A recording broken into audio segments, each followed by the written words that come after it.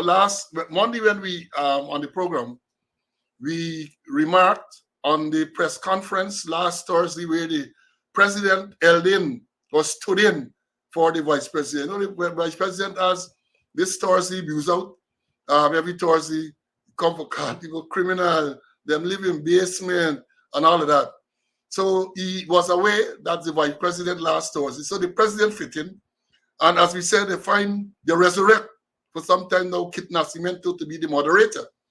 And there was this exchange between the president and a young reporter, 28 years old from Kaicho News. Let me play it again. Let me play the interaction. And then at the end of this, we're going to tell you about a letter written by Kit Nascimento. Here's the reaction. I am 28, sir. And where do you live? In Kitty. You own your own home? Not as yet. Applied for a house lot? No, not as yet. Well, sit down.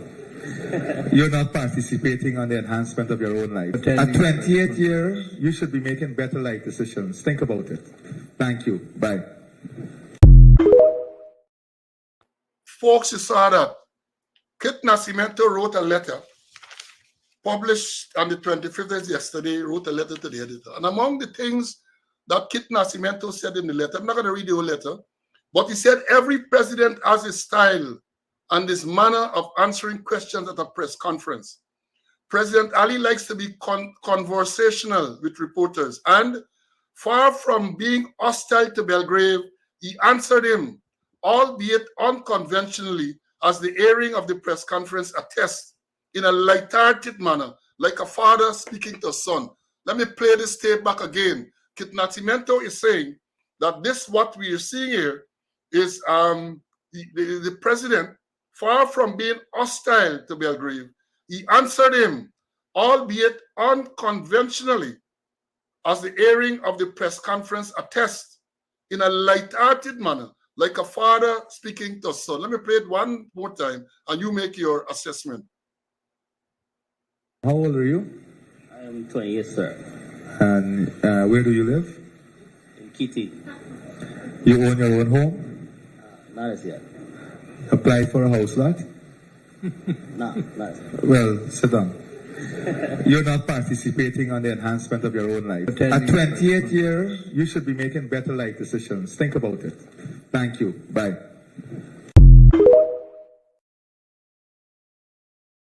Kit Nascimento says that was like a father speaking to a son, and he wasn't hostile. He answered him, albeit unconventionally, at the airing of the press conference attests. That airing, he said, attests to the president speaking to the young reporter Belgrave like a father to his son. And I want you to be the judge, students.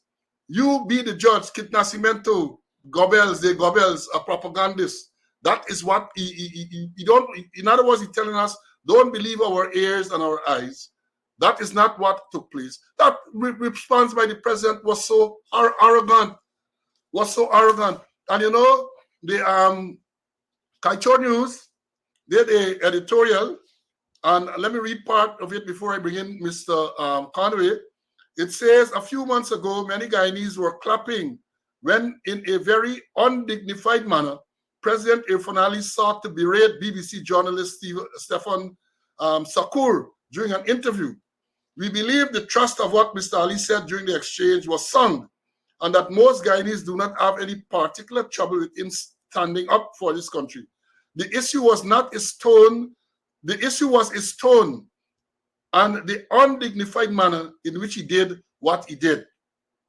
We had seen the same behavior before when he manhandled one of his bodyguards who had been blocking his path at a building expo walkabout. Then there was a public shaming of the Guyana Power and Light engineer during a meeting on the lower East Coast Demerara with his supporters. This is not the manner of national leaders, but let me read it back, sorry. This is not the manner of national leaders. Should never be. These shabby episodes project too much arrogance, a crude impatience, almost a playing to the crowd in the style of a sports entertainment figure who came into much money. In the instance of money, we wonder whether it is intoxicant of power that has vanquished all his training in basic courtesy. That's presuming that he ever had such training. The way he spoke to the teachers in the earlier days of the strike and his crude interaction with building contractors whenever he decides to inspect progress on public works project are also worth noting. If we are to go by these incidents alone, one can only imagine his interactions with his cabinet members and other senior public servants. The idea of a president being in the forefront and taking a hands-on approach to his job is commendable, but he must do so with humility and respect for citizens. Speaking to ordinary citizens anyhow, as we say in local parlance, is unbecoming of a national leader. His belittling of a young reporter, Sherwin Belgrave, last week at his news conference raises question about his temperament and how he views ordinary citizens. For someone who was born of working class parents and understood the difficulties of this economy, President Ali concluded that because at the age of 28, Belgrave does not own a home or has not applied for a house lot means he was wasting his life. The meaning for sure, unpresidential it was. Let there be no mistake. Such a measurement of one's standard of living or aspiration is very skewed. Unlike Ali, who at the age of 28 was appointed housing minister due to being in the right place with the right people to champion him, regardless of his mettle. Mr. Belgrave is not so privileged. As a working class citizen, he earns his honest living plying his trade as a reporter. He was not unpicked like some who work closely with the president for a house lot in some of the more well-developed schemes. Neither was he ushered into the construction sector as some of the many fly-by-night contractors who are being given multi-million-dollar contracts with no prior experience in the field. At 28, Mr. Belgrave, like so many other Guyanese, might not be able to do many things with his salary owing to the high cost of living, which President Ali can do something about but has failed to do. It will be inspiring to observe President Ali bring the same energy and authority to make the cost of living be about as manageable living for ordinary Guyanese. At 28, Mr. Belgrave has not been strategically placed to acquire state properties below market value and use the privilege of his state office to indulge in corrupt practices to enrich his family and friends. He has to earn the hard way honestly. At 28, Mr. Belgrave works as a reporter day by day and as an entertainment host by night. It would be interesting to know what else other than housing and water duties Mr. Ali was involving when at 28 he was ensconced at the Ministry of Housing. What is known and perhaps worth repeating is that 2 years after being appointed minister, Mr. Ali was able to acquire a property from Gaisuko and constructed a house at Lenora, West Coast, Demerara, which at the time was the talk of the country.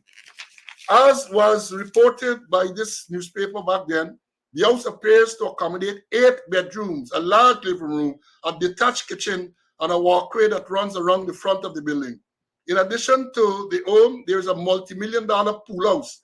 Perhaps Mr. Ali should tell Mr. Belgrave how it is one can acquire such vast wealth on a public servant's salary at a relatively young age of 30. We urge President Ali to be more circumspect, to grow in a more mature manner into the leadership role that is now his. Again, by being favored through circumstances that many Guyanese still have their own ideas, like not President Ali. Remember this, pride goeth before it a fall. Pride goeth before a fall. And not only that, what they talk about, I remember when they had the opening of the new highway there, a British journalist confronted the president in the manner he was speaking to people. The British president, this is uncouth, this is rumshap behavior. Sit down.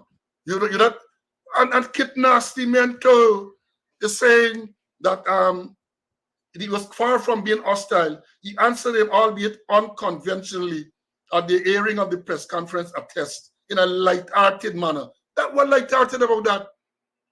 Where do you live? Kitty. How old are you? You have your own home, you apply for a house, well, sit down. You not participate. What is light-hearted about that? Mr. Conway, tell me, oh Lord, let me bring you in, man. Let me bring you in the studio. to tell me what light-hearted about the manner in which the president reacted to that young reporter. Go ahead. Was never lighthearted, And I read Nascimento's letter, very lengthy. He's a journalist. Maybe he was in journalism even before I was born. And I expected much more there. To me, it was like an elephant going into labor and giving birth to a mouse. I repeat, an elephant going into labor and giving birth to a mouse. He used about in excess of 400 words talking about his relationship with former presidents and a whole set of irrelevant things.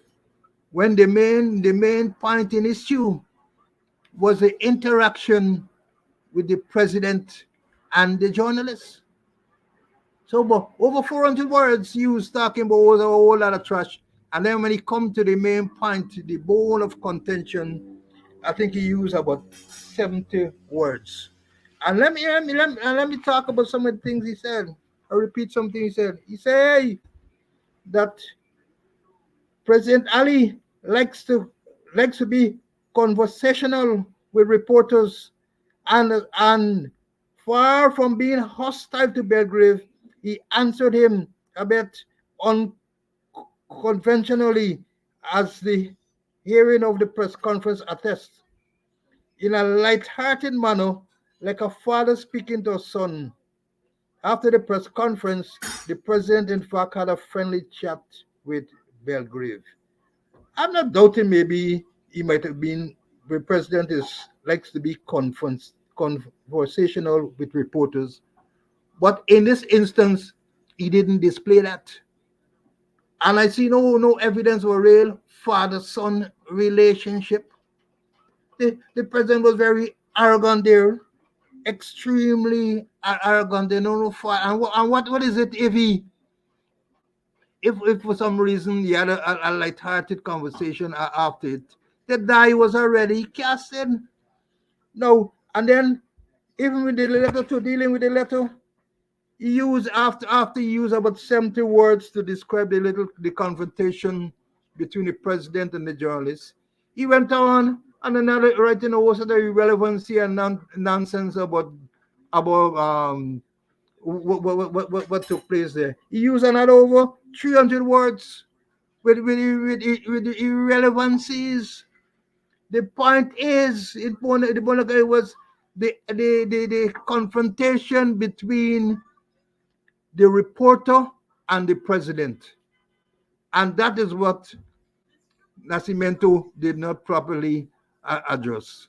To put it plainly, the president was arrogant, or we use a word we say he was class. He didn't display no statesmanship there. He didn't display no fatherly relationship there. Well, perhaps in closing, I might say perhaps the Nascimento's computer had misfunction, had malfunction. Nascimento computer malfunction when he was writing there. Yeah, that the only computer malfunction. He malfunction too. He malfunctioned as well. But I'm saying that interaction can never be described as being civil. Never. And as Kaicho News pointed out, it is not an aberration. That is the way the president behaves.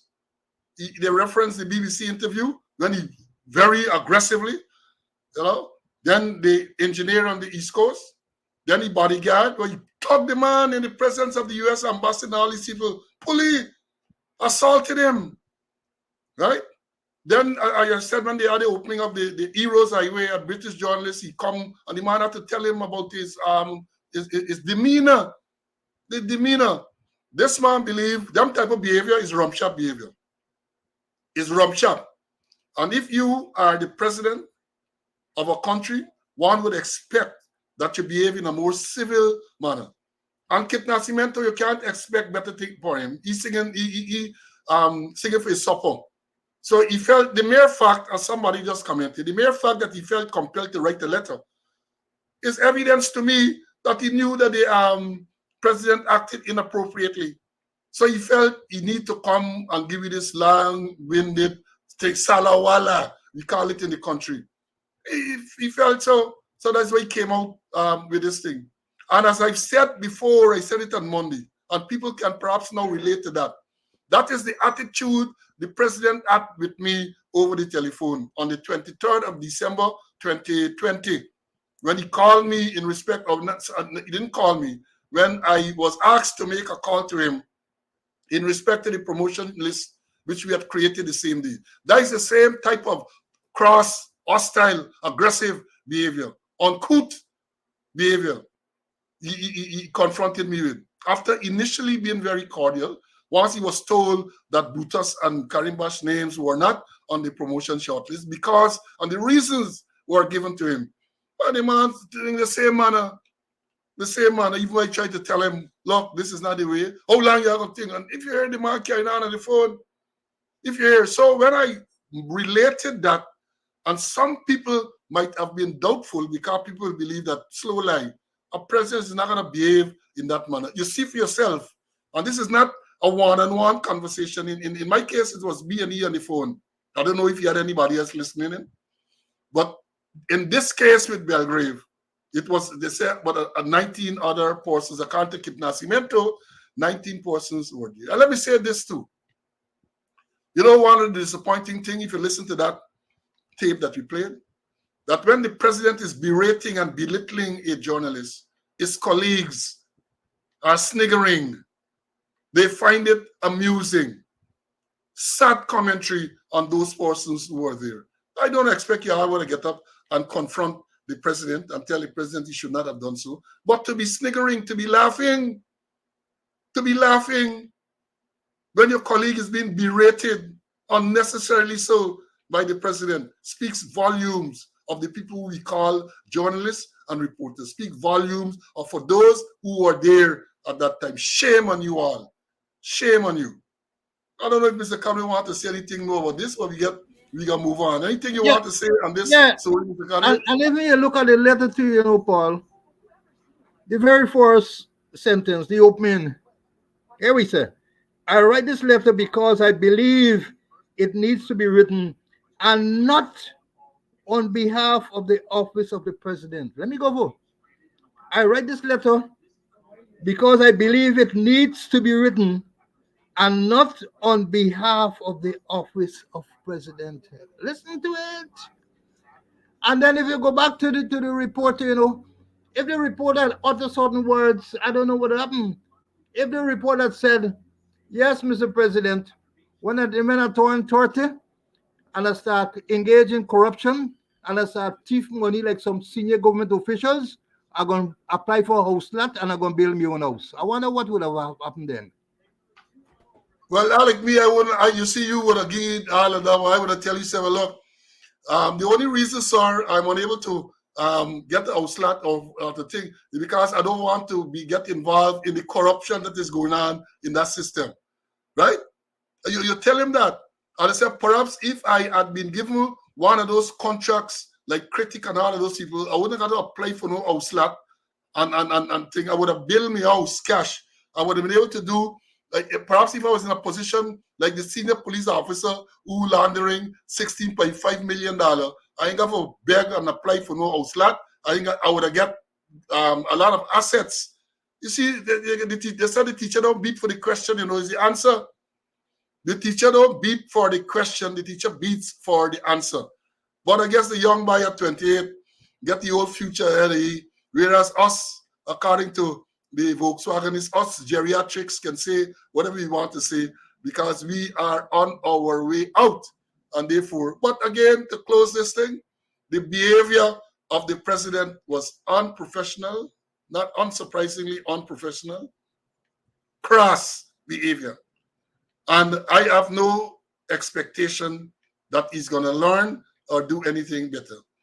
Because it's a Thursday day, it's a Thursday afternoon thing. Yeah, Patricia, Rumshap got a behavior. It's a Thursday afternoon thing. So look tomorrow, you're going to see similar behavior from the other person who will take back the portfolio. And that is why